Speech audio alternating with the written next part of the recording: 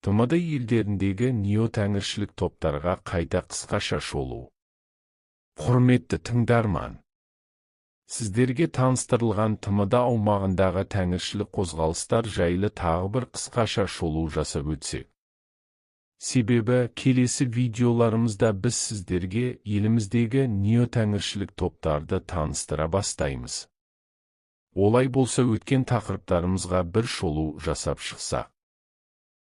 Бүгінгі таңда Ресейде, Қырғызстанда, Қазақстанда, Моңғолияда, Болгарияда және басқа да елдерде неотәңіршілік тәңір, тангыра, тахар, тейри, бұғы, тахар сенімін жаңғырту және заңдастыру мәселелері белсенді жүріп жатыр.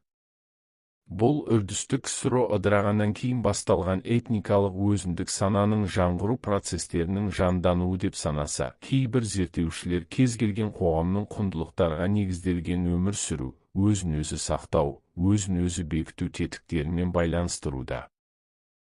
Алайда бұл неотәңіршілдік қозғалыстарды кейбір саяси топтар ТМД аймағында кең тараған православие, ислам, буддизм өкілдерімен келіспеушілікке, діни қақтығыстарға, дінаралық араздық қоздыру құралына айналдыру көріністері байқалуда. Мұндай саяси ойындар себепті дінаралық кикілжің туып, қоғам тұрақтылығына сызат түсетіні белгілі. Бүгінгі өркениетті қоғамда түрлі сенім өкілдері өзара құрмет пен түсіністік танытуы керек. Өйткені кез келген кикілжің әрқашан сенушілердің наразылығын, әділетсіз айыптаулардың орын алуын, ар-ождан, дін бостандығының конституциялық құқықтарын бұзылуына алып келіп, кез келген қоғамның тұрақтылығын шайқап жіберетіні анық. Сондықтан саяси құралға айналмай кез келген сенім иесіне құрметпен қарауға шақырамыз. Бүгінде Саха, Алтай, Бурятия, Татарстан, Қырғызстанда тәңіршілдік бағыттары діни ұйым ретінде тіркелуге өтініштер беріп көрген. 2019 жылдың сәуір айында әлем тарихында алғаш рет Ресей Федерациясының әділет министрлігінде тұңғыш тәңіршілік діни ұйымы Айы Тангара Тенгри діни ұйымын Якутск қаласында ресми түрде тіркелді. Осыған ұқсас тәңіршілдік аспан сенімі ұйымын жетекшісі Валерий Сат Алтай Республикасында тіркелуге құжаттарын жинап, уставтарын өткізіп, тіркелуге әрекеттеніп сәлін ете алмай қалды. Түсінікті тілде айтсақ сәл болмай қалды. Бурятия Республикасында да тәңіршілік ғұрыптар мен діни рәсімдерді жаңғыртушы Николай Абаевтың Бурятия әйелдері Ойылун мұрасы қоғамдық ұйымы 2015 жыл 22 маусымда сағат 10-да Улан-Удеге жақын Сюну қоныс аумағындағы тәңірлік ғұрыптарды өткізуге рұқсат алды.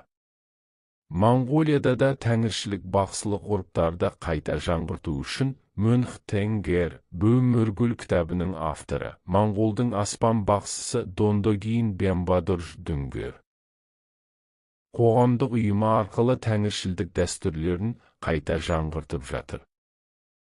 Қырғыз елінде тәңіршілік діни ұйымын Анарбек Усупбаев пен Арсланбек Малиев 2013 жылдан бері тіркеуге әрекеттеніп келеді. Алайда ұсынылған діни сенімнің ұстанымдары мен діни ілімдері ислам сеніммен тым синкрентті болуы, сенушілер арасында түсініспеушіліктерге алып келеді деп кері қайтарылды.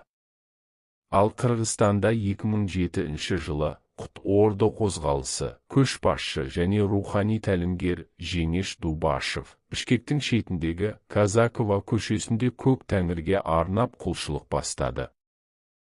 Болгарияда да соңғы 10 жылдықта христиан сенімі келгенге дейінгі болгардың танра сенімінің культ қызметшілері колобра сихыршылық дәстүрін қайта насихаттай бастады. Ондағы тәңіршілдік сенімі магия мен сихыршылық ретінде танылған. Спас Мавровтың айтуынша, колобра ертегілерін оқу арқылы сихыр үйреніп, тәңірдің сихыршы қызметкерлерін дайындауға болады деп санайды. Аталған деректерге назар салсаңыз, ТМД аймағындағы ресми түрде бір ғана елде тәңіршілік діни ұйымы тіркелген. өзге елдерде тәңіршілдер тек қоғамдық бірлестіктің немесе дәстүрлі емшілердің ұйымы ретінде қызмет атқарады. Ал тәңіршілік сенімін уағыздайтын діни ұйымдарды тіркеуден бас тартудың өзіндік себептері бар. Олардың арасында бұл сенімнің өзіндік діни терминдері жоқ. Өзге сенімдердің ұстанымдарын пайдалану арқылы конфессияаралық келіспеушілікке алып келсе, кейбірі тек өзге сенімдерді жамандау үшін ғана құрылған саяси құралға негізделген ұстанымдардан тұрады.